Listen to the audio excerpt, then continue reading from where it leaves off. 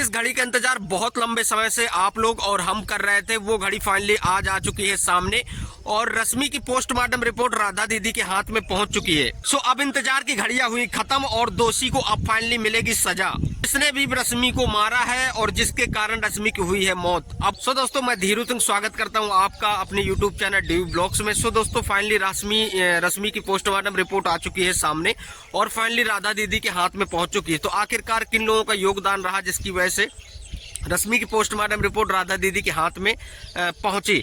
सो जो पहला है वो है वैभव भैया का नाम आ रहा है, जो कि वैभव भैया ने काफ़ी मदद की है राधा दीदी की, तभी रश्मि की पोस्टमार्टम रिपोर्ट फाइनली राधा दीदी के हाथ में पहुंच पाई। तो वैभव कौन है वो भी आप लोगों को बता दें। फाइनली आप लोगों ने देखा होगा शिवानी दीदी के साथ में पहले वैभव काम करते थे, अधिकतर शिवानी के साथ में ही वैभव रहते थे। और फाइनली अभी तो प्रेजेंट टाइम में वैभव उनके साथ में नहीं रहते हैं, लेकिन पहले वैभव शिवानी के साथ में काम करते थे, शिवानी के साथ में नजर आते थे। तो उनकी वजह से एक वकील साहब हैं जो कि नखलऊ के हैं, नूर मोहब्बत करके वकील साहब का नाम है। सो उनने राधा दीदी को फ़ोन किया और हम जब उस समय वीडियो बनाते थे तो आप लोग बोलते थे कि मतलब आप लोग वीडियो बना रहे हो। ये हमने आप लोगों से कहा था कि जितने वीडियो बनेंगे, जितने वीडियो लोगों के पास मतलब पहुंचेंगे, उतने ज़्यादा हाथ उठेंगे राधा दीदी की मदद करने के लिए। सो आखिरकार दोस्तों वो बात सही हुई है। और देखिए, एक नूर मोहब्बत वकील साहब है जो कि नखलऊ के, उनके पास एक वीडियो पहुंचा है जिसमें से आप लोगों ने देखा होगा कि रश्मि बहुत तेजी चिल्ला रही थी कि मम्मी यहाँ दर्द हो रहा है, मम्मी वहाँ दर्द हो रहा है। वो वीडियो आखिरकार नूर मोहम्मद सर के पास में वो वीडियो पहुंचा हुआ है और उनने जब देखा है तो उस लड़की की हालत को देख के मतलब अपने आप को रोक नहीं पाए और उन्होंने तुरंत राधा दीदी से संपर्क किया और उनसे बोला है कि आप पैसे रुपए की एक भी चिंता मत करो, जो भी पैसा लगे कोई दिक्कत नहीं है, हम पूरी मदद करेंगे और आपकी ऑडियंस मदद कर रही है। और वैभव भैया का नाम आ रहा है कि वैभव भैया आपकी मदद कर रहे हैं। सो दोस्तों, सबसे पहले वैभव भैया को बहुत बहुत धन्यवाद कि आपने राधा दीदी की मदद की और वकील साहब को बहुत बहुत धन्यवाद कि आप आखिरकार आप आगे निकल के आए। नहीं तो वकील तो बहुत सारे हैं, लेकिन किसी ने अभी तक किसी ने राधा दीदी की मदद नहीं की।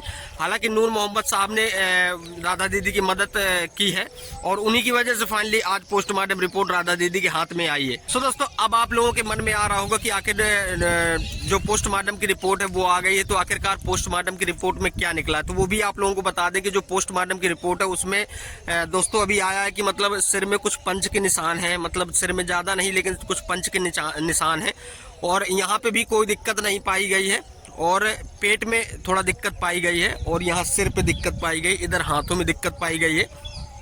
और इसी चीज़ के लिए रश्मि बार बार मम्मी से बोल रही थी कि मम्मी यहाँ दर्द हो रहा है, यहाँ हाथों में दर्द हो रहा है, दोनों साइड में।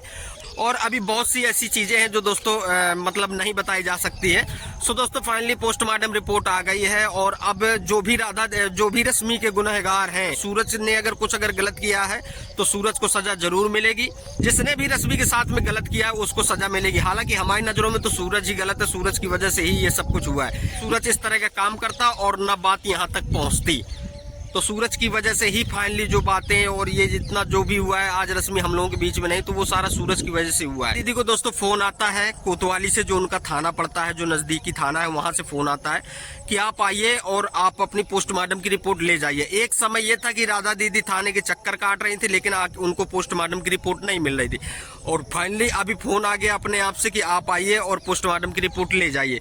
सो कहीं ना कहीं दोस्तों जो वकील साहब है उन्होंने जरूर मदद की होगी। वकील साहब ने राधा दीदी को दिलासा दिया है कि आप परेशान मत होइए और जो भी रश्मि के गुनहगार हैं और जो भी, क्योंकि पोस्टमार्टम रिपोर्ट आ गई है, सो जो भी गुनहगार है तो 2-3 दिन के अंदर उनको सजा जरूर मिलेगी। मतलब क्या है कि अभी वो जेल तो जाएंगे और फिर बाकी मान लीजिए कोर्ट का मामला है कि कोर्ट फिर उनको कितनी सजा सुनाती है, 1-2 साल कितनी सजा सुनाती है, लेकिन अभी वो फाइनली अरेस्ट होंगे।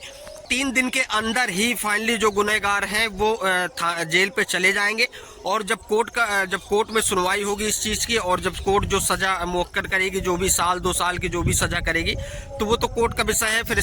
सो अब देखना होगा दोस्तों कि आखिरकार रश्मि के कातिल कितने दिनों बाद जेल में जाते हैं। हालांकि वकील साहब ने 3-4 दिन की बात कही है, लेकिन अब देखना होगा कि मतलब कितना समय लगता है।